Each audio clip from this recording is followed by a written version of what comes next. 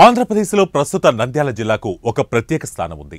Nandyal Lok Sabha seat పరిధిలోకి వచ్చే assembly సీట్లలో డోన్ నియోజకవర్గం కూడా ఒకటి. అక్కడ నుండి మహానాయకులు పోటీ చేసిన నియోజకవర్గంగా దీనికి ఒక గుర్తింపు ఉంది.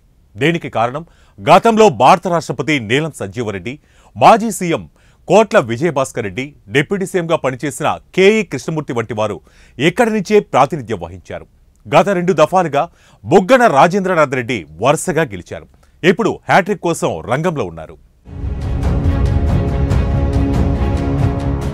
నంద్యాల లోక్సభ పరిధిలోని జనరల్ సీటు డోన్ అసెంబ్లీ నియోజకవర్గం. బేతంచెర్ల, డోన్, ప్యాపిలి మండలాలు ఇందులో ఉన్నాయి. 2 లక్షలకు పైగా ఓటర్లు ఉన్నారు. జనాభా పరంగా చూస్తే వాల్మీకులు ఎక్కువ. ఆ తర్వాత ముస్లింలు, యాదవులు, మాదిగ ఓటర్లు ఎక్కువగా ఉంటారు. రాజకీయంగా చూస్తే రెడ్లకు, గౌడ, ఈడిగ వర్గాలకు మధ్య పోరు కొనసాగుతుంటుంది. 1962లో నీలం సంజీవరెడ్డి, 1994లో కోట్ల విజయభాస్కర్ రెడ్డి ఇక్కడి నుంచి గెలిచి అత్యున్నత పదవులను అలంకరించారు.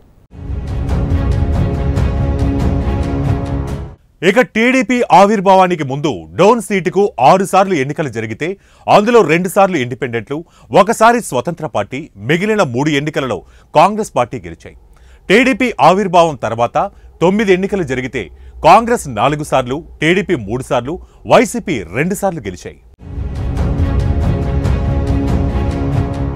డోన్ నియోజకవర్గంలో గతంలో కేఈ కృష్ణమూర్తి, కోట్ల కుటుంబాల మధ్య ఇక్కడ ఎక్కువగా పోటీ ఉండేది. 2009లో చివరిసారిగా కాంగ్రెస్ అభ్యర్థిగా పోటీ చేసిన కోట్ల విజయభాస్కర్ రెడ్డి కోడలు సుజాతమ్మపై టీడీపీ అభ్యర్థి కేఈ కృష్ణమూర్తి గెలిచారు. ఆ తర్వాత 2 సార్లు టీడీపీ అభ్యర్థులపై బుగ్గనే విజయం సాధించారు. దీంతో ఇప్పుడు గట్టి పోటీ ఇచ్చేందుకు తిరిగి కోట్ల జయసూర్యప్రకాష్ రెడ్డిని టీడీపీ బరిలోకి దించింది.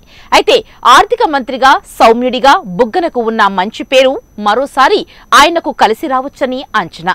కోట్ల కుటుంబం చరిత్ర, జనసేన పొత్తుల్ని టీడీపీ నమ్ముకుంది. ఎన్నో ఏళ్లుగా విరోధులుగా ఉన్న కోట్ల, కేఈ కుటుంబాలు కలిశాయి. ఈ ఎన్నికల్లో వైసీపీ అభ్యర్థిని ఓడించేందుకు ఈ 2 కుటుంబాలు ఒకే వేదికపైకి వచ్చారు.